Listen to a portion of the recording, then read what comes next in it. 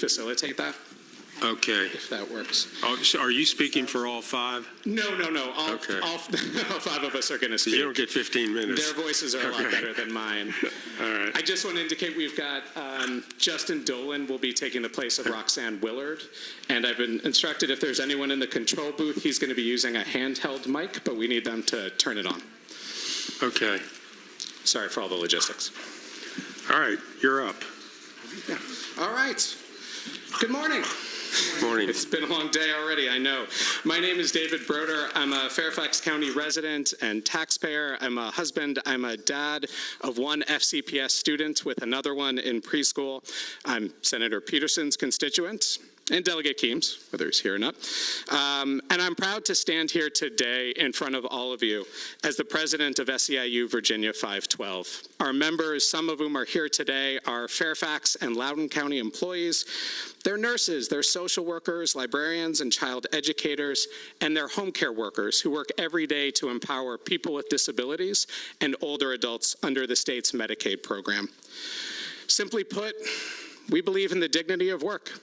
And we believe that Virginia succeeds when every working family can succeed. But the reality today is that while some in our community are doing fine, a lot of working families are struggling. Many of us are working longer hours for less pay and fewer benefits than ever before, with virtually no rights on the job. Many of us are working 2 or 3 jobs just to put together the income that one job used to provide. And so it's no surprise that under the previous Republican majorities, Oxfam America ranked Virginia as the worst state for working people 2 years in a row. The good news is that it doesn't have to be this way. Voters went out in record numbers on November 5th, and they voted for change. They voted for you.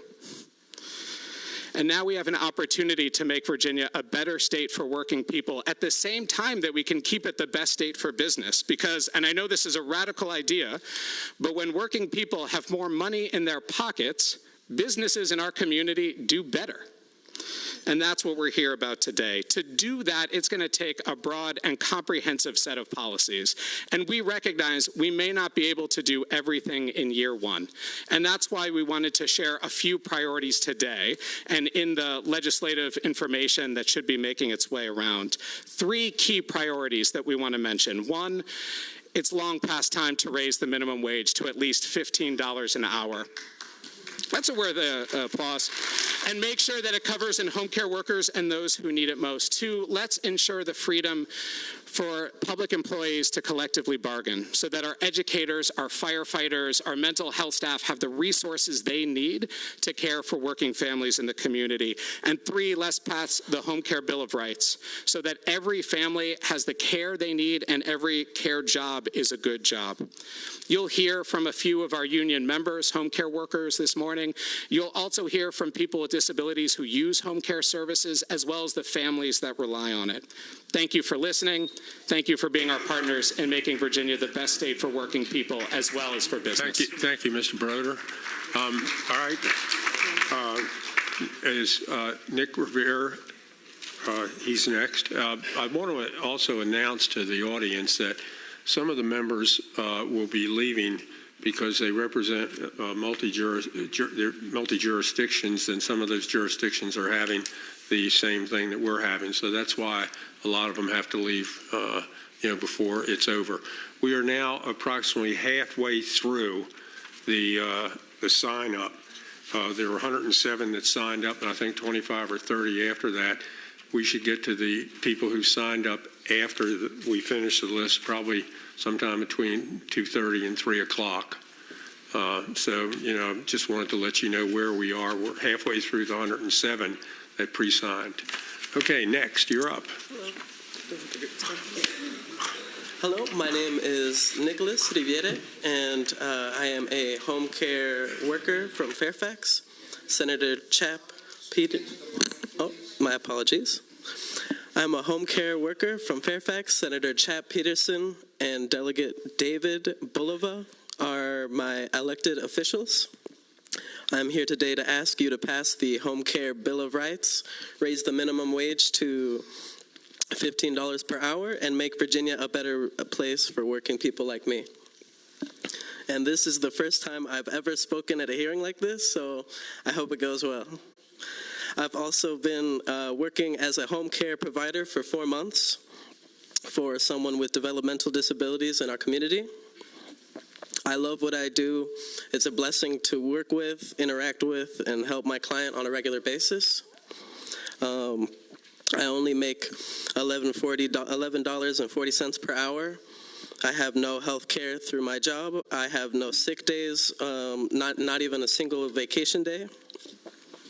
And if I do intend to keep this work as my entire career, I would have no retirement benefits at all to take care of myself when I stop working. That's why I need you to pass the Home Care Bill of Rights and raise the 15 minimum wage bill, which covers home care workers. Home care workers like me deserve to make a living wage, have benefits for the future we can count on. The people we work for deserve to have caregivers they can count on too. Home care workers like me want to know that we can make a stable living for ourselves with this career of helping others. Thank you for listening today. I hope I did a good job first time testifying. You did young fine. People like me throughout Fairfax County want to help others. We also want to make a living and stay in this community we grew up in. Please help us do so by passing the Home Care Bill of Rights and raising the minimum wage to $15 per hour. Thank you so much. Happy New Year, 2020. Let's go. Okay. Thank you. All right. You have a substitute speaker. Yeah, so Justin Dolan will be speaking in place of Roxanne Willard, Okay. and if somebody is controlling the hand mic, now would be the time to turn that on. My name is Justin Dolan. I live in Falls Church, Virginia. My delegate is Marcus Simon. My senator is the Honorable Dick Saslaw. My awesome caregiver, Javon Moore, has been working with me for 4 years. If I did not have help from a home health care worker, I would not be able to go out in the community and enjoy my way of life. But having to worry every day, every payday, whether or not my caregiver gets a reasonable amount of money is not okay in my book. I am here today to ask you to please do everything you can in your power to make sure caregivers get paid more than they are right now. They should be paid at least $15 an hour and probably more. They should receive full benefits like every other working person. Me and my caregiver have done a lot of fun things, but I would not be able to do all those fun things without having a Medicaid waiver. Thank you for your time, and I look forward to seeing you in Richmond to discuss these and many other issues with you in the future. And I just want to say that hard work does pay off. Thank you.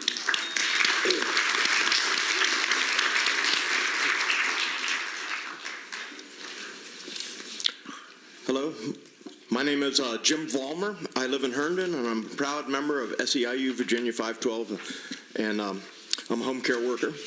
I'm here today to ask you to pass the Home Care Bill of Rights so that every person with a disability and older adults can get quality home care, and every home care worker can live with dignity. Now, for 5 years, I've worked as a home care provider for my niece, Kelly. She's got cerebral palsy. She cannot walk or talk or toilet herself or feed herself and has very limited movement of her hands. However, Kelly understands everything. She can communicate by moving her head to the right to say no and raising her left hand to say yes. And she's the happiest person I know, despite all of her challenges. I've been caring for Kelly since her mother, my sister Sandy, died unexpectedly from a heart attack 5 years ago.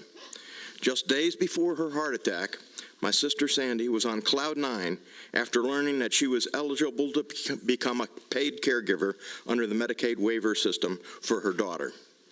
She was excited because she had been unable to retain home care workers for Kelly due to the low pay.